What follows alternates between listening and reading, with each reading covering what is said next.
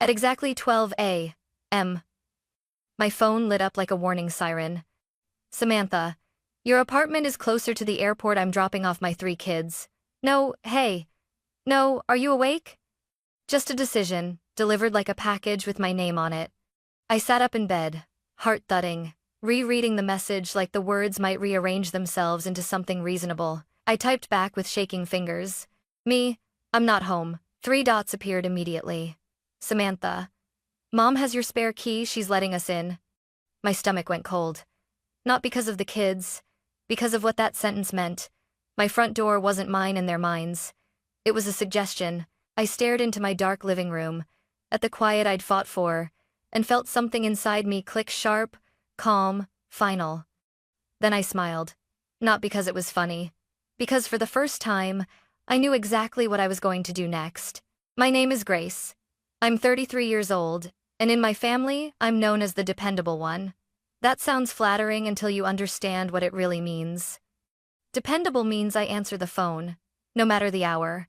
Dependable means I don't say no until I'm already exhausted. Dependable means everyone else gets to fall apart because I'll quietly hold things together. On paper, my life looks fine. Better than fine, actually. I work a demanding corporate job tied to the airline industry, long shifts, constant pressure, schedules that blur weekdays into weekends. I earn enough to live comfortably in a 1-bedroom apartment in a city my parents still describe as too expensive for one person. In my family, that comfort translates to one unspoken rule: Grace can afford it. My younger sister, Samantha, is 30. She has 3 kids under the age of 10 and a husband, Ryan, who is always between opportunities. He's never unemployed, just on the verge of something big. A new idea, a new plan, a new excuse. Samantha likes to joke that I'm lucky. Lucky I don't have kids. Lucky I can sleep. Lucky I have money. What she never says is how often that luck becomes her safety net. When her rent was late, she called me crying. When daycare raised its rates, she panicked and called me. When one of the kids needed something last-minute, school supplies, medical fees, a birthday she'd forgotten, I was the call she made before even checking her account. And every time, she ended the same way. Just this once, Grace. I promise. My mom, Deborah, always followed up. She had a way of making requests sound like moral obligations. You don't understand how hard it is with kids, she'd say. Family helps family. You don't want your nieces and nephew to suffer, do you? My dad, Thomas, usually stayed quiet. He'd sit back, nodding occasionally, letting my mom speak for both of them. Silence, in our family, was agreement. I didn't always resent it. At first, I told myself this was just what being the oldest meant. Being responsible, being strong, being needed. But over time, something shifted. I stopped being asked. I started being assigned. Babysitting wasn't a favor, it was assumed. Money wasn't help, it was expected. My apartment wasn't my home, it was convenient. And the worst part? Every time I hesitated, every time I tried to explain that I was tired or busy or stretched thin, the reaction was the same. Samantha would sigh and say, "Must be nice to only worry about yourself." My mom would look disappointed and say, "You've changed," and I'd fold. Because disappointing them felt worse than disappointing myself. Until the night Samantha decided my home was available, whether I was there or not. It's easy to miss the moment when kindness turns into obligation, because it never announces itself. There's no warning sign, no clear line. It just shifts, quietly, gradually. Until one day, you look around and realize you're standing in a role you never agreed to audition for. At first, helping my sister felt reasonable, normal. She was overwhelmed. I wasn't. I had a steady income, no kids, and a life that at least from the outside looked manageable. The first call came late one night. "Grace, I'm freaking out," Samantha whispered. "We're short on rent, just this once. I swear I'll pay you back." I didn't hesitate. I sent the money before she finished explaining. I told myself this was what sisters did. That someday, if I ever needed her, she'd do the same. Then came the next thing. The electric bill was higher than expected. The grocery budget didn't stretch far enough this month. Daycare fees went up without warning. There was always urgency, always a reason it couldn't wait. Every request ended the same way. I promise this is the last time. It never was. My mom made sure the pressure never fully lifted. She had a way of stepping in right when my resolve started to form. "You don't know how hard it is with kids," she'd say, as if that single sentence erased everything else. "You're lucky you only have yourself to worry about." Avidly dated from Miss B. Family helps family, Grace.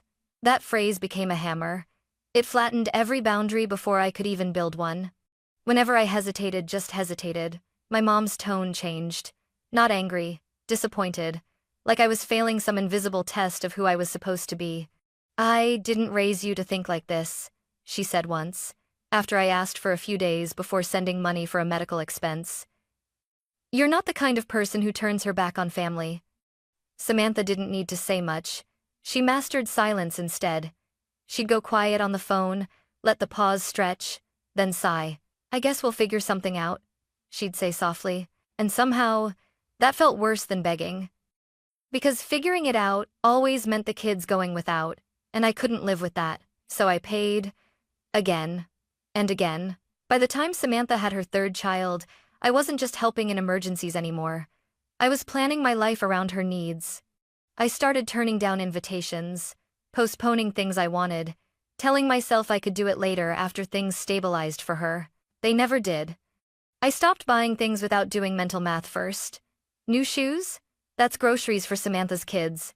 A weekend away? That's half a daycare bill. Even small indulgences came with guilt attached, like I was stealing from someone more deserving.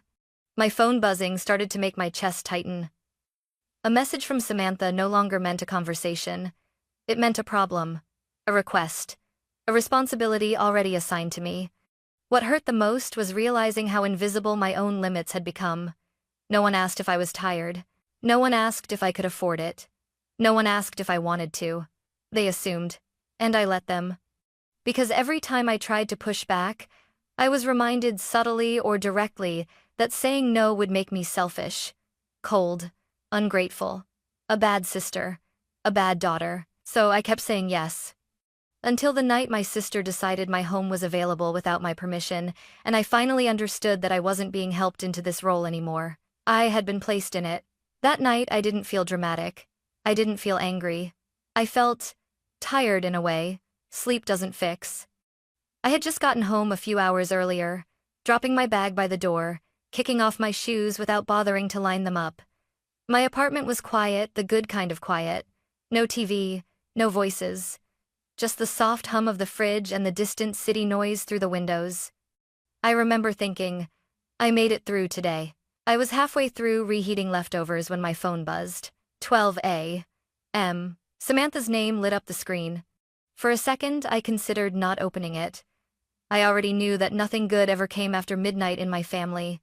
But habit won. Hope, maybe. I opened the message. "Your apartment is closer to the airport. I'm dropping off my 3 kids. No, question mark. No pause.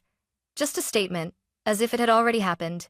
I stared at the screen, waiting for context. For the rest of the sentence. For something that made it reasonable. Nothing came. My chest tightened. I typed back slowly, choosing words the way you choose steps on ice. "I'm not home." The reply came almost instantly. "Mom has your spare key. She's letting us in. I don't need to Capen." I didn't respond right away. I just stood there in my kitchen, phone in my hand, feeling something inside me go cold and still. Not fear, recognition.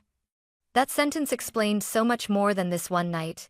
It explained why my no never stuck, why my boundaries always felt temporary, why my home had never fully felt safe from family expectations. My spare key wasn't for emergencies, it was insurance. A workaround. A way to make sure my consent was optional. I walked into my living room and looked around like I was seeing it for the first time. The couch I paid for. The bookshelves I built myself. The quiet I'd earned by working myself into the ground. In their minds, it wasn't my space. It was convenient space. I thought about my schedule. Early mornings, late nights, days when I barely had the energy to cook, let alone take care of 3 kids. I thought about the assumption that I'd rearrange everything without complaint again. Something deep in my chest finally snapped into place. Not rage, clarity. I sat down, took a breath, and set my phone face down on the table, For the first time in years, I didn't try to explain. I didn't try to negotiate. I didn't try to make it work. Instead, I opened my contacts and called the front desk. A man answered, calm and professional. "Front desk, this is Luis." "Hi," I said. My voice sounded steadier than I felt. "This is Grace Parker in 14B. I need to ask about changing my locks." There was a pause. "Of course, Miss Parker. Is everything okay?" "Not yet," I said honestly. "But it will be." I explained that I needed the locks re-keyed first thing in the morning. That no one, not family, not anyone was to be let into my apartment without me physically present. Luis listened without interrupting. When I finished, he said, "We can do that at 8 a.m. I'll also leave a note for the doorman." "Thank you," I said, my throat tightening. Then, because I knew my family too well, I added, "My mom may claim I approved it." Luis gave a quiet, understanding laugh. "We'll follow your instructions." I hung up and leaned back against the couch, my heart racing. My phone buzzed again. Then again, I didn't look. For the first time, the fear that usually followed their messages didn't show up. In its place was something new: relief. Because the truth was simple, even if it hurt.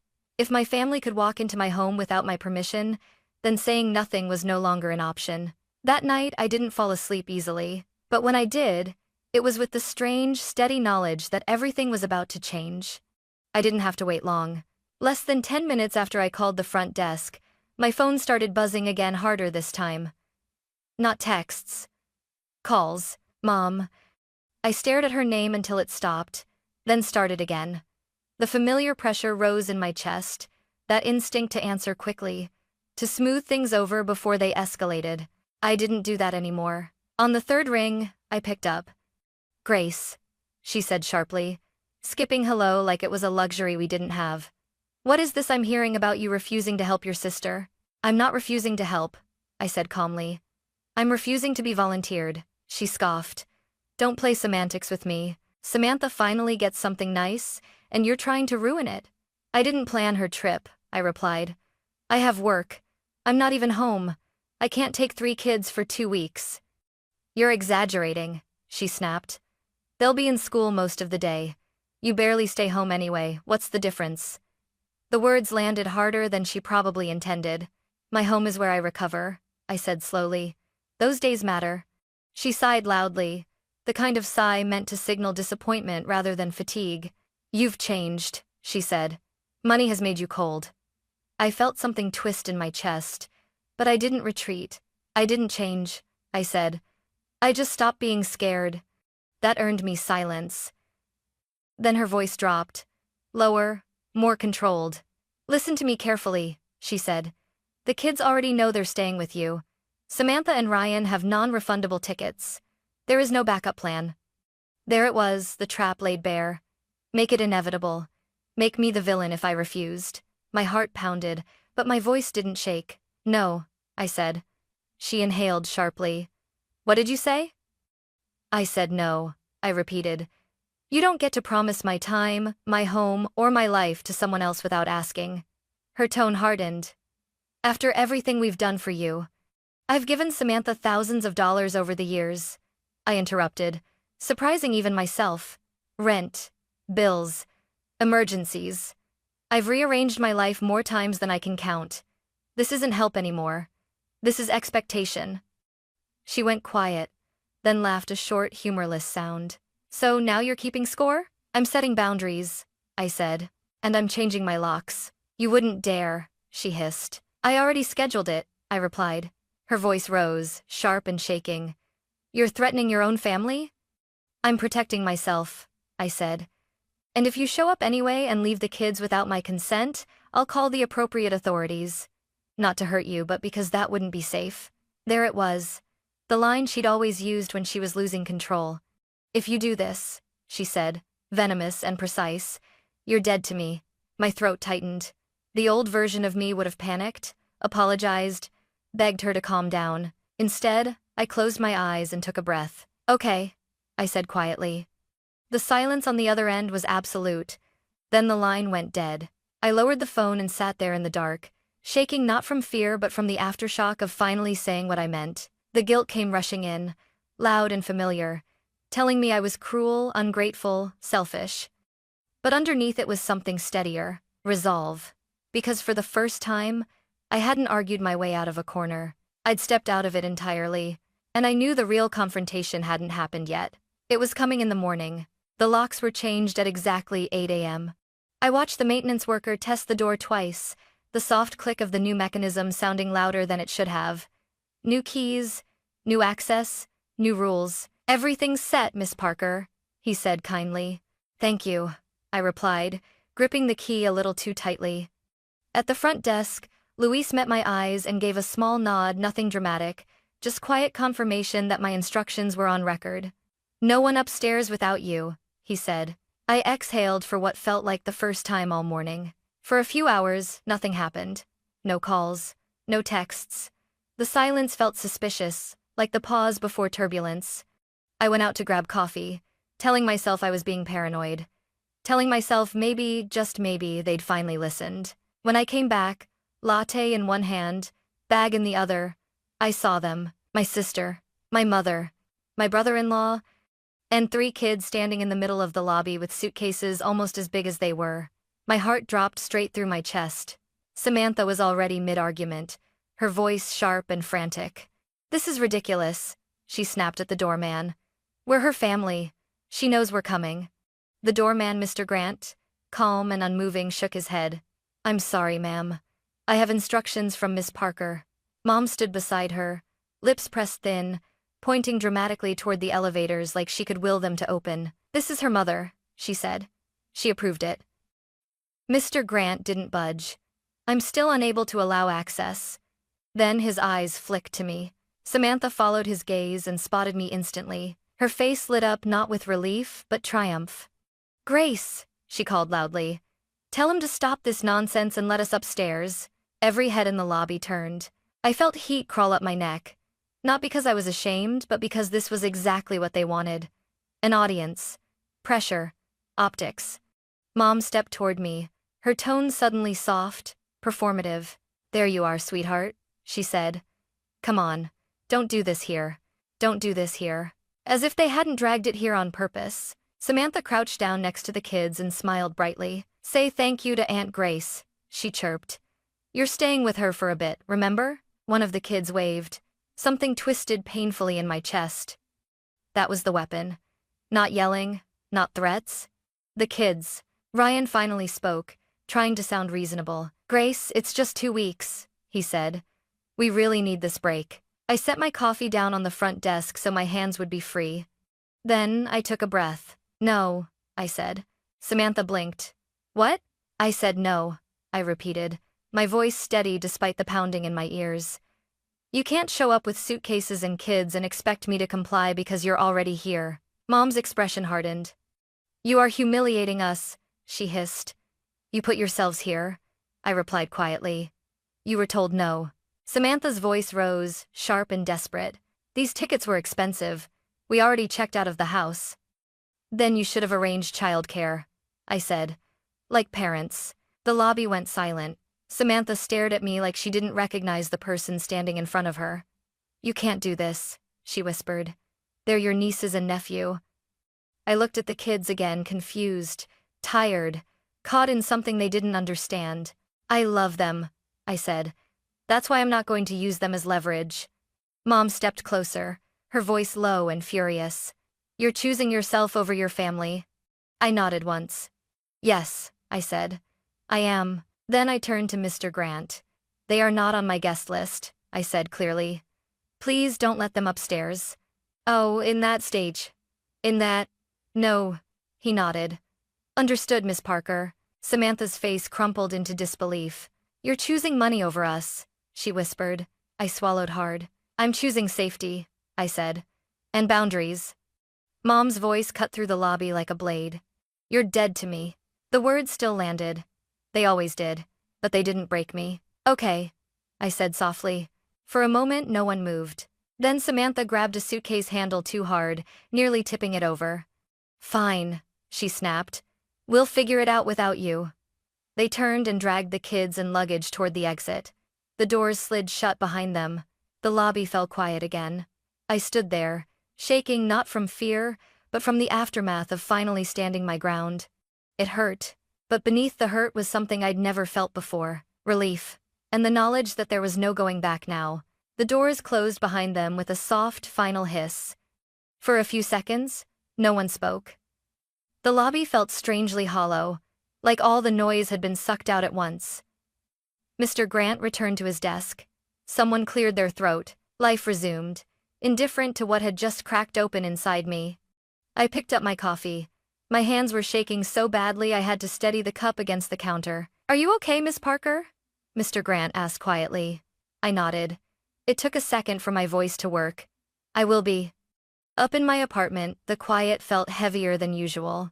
No longer peaceful, not yet comforting. I paced. I sat. I stood again. My phone lay face down on the table like it might bite me if I touched it. I didn't have to wait long. The first text came from my mom. "Mom, you humiliated us." I didn't reply.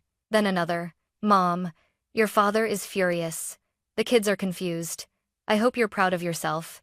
I stared at the words, feeling the old reflex kick and the urge to explain, to soften, to take responsibility for emotions that weren't mine. I put the phone on Do Not Disturb. 3 hours later, curiosity got the better of me. I opened social media.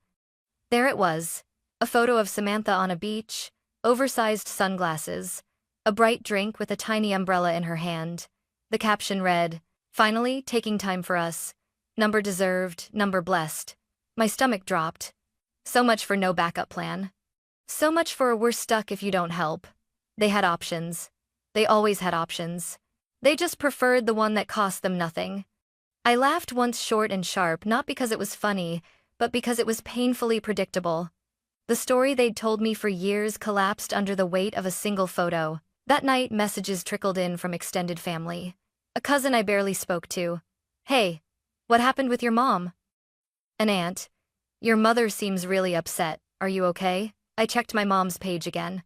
She'd posted one of her long, carefully worded messages, vague enough to avoid details, emotional enough to collect sympathy. Some children forget who sacrificed everything for them. Imagine raising someone who values comfort over family. "Please pray for my heart." Hundreds of likes, dozens of comments. "You're such a good mother. Family comes first. Stay strong." For a moment, shame burned hot in my chest. A familiar urge rose: the need to defend myself publicly, to list every dollar, every late-night call, every boundary crossed. Instead, I closed the app. If there was one thing I'd learned in my line of work, it was this: you can't control the weather. You can only secure the aircraft. So I did something different. I opened a folder on my laptop and started documenting everything. Bank transfers, dates, amounts, messages, screenshots. Not out of spite, out of self-protection. Because for the first time, I understood that boundaries weren't just emotional. They were practical, legal, necessary. The next few days were eerily quiet. No emergency calls. No guilt-laced messages. No requests framed as love. At first, the silence felt wrong, like a frequency had dropped out of my life. Then slowly it started to feel like relief. I slept through the night. I cooked real meals. I sat on my couch without bracing for my phone to buzz. And somewhere in that quiet, a realization settled in. They hadn't stopped needing help. They had just lost access to me. And that meant the story they'd been telling, that they couldn't survive without my sacrifice, was never true to begin with. It was just convenient. The quiet didn't disappear overnight. It stretched on, unfamiliar and fragile, like I might scare it away if I moved too fast. For the first time in years, my calendar belonged to me. No last-minute babysitting requests. No emergencies that somehow only I could fix. No subtle reminders that my life was less important because it was quieter. I started noticing things I'd ignored before. How tense my shoulders always were. How often I checked my phone even when it hadn't buzzed.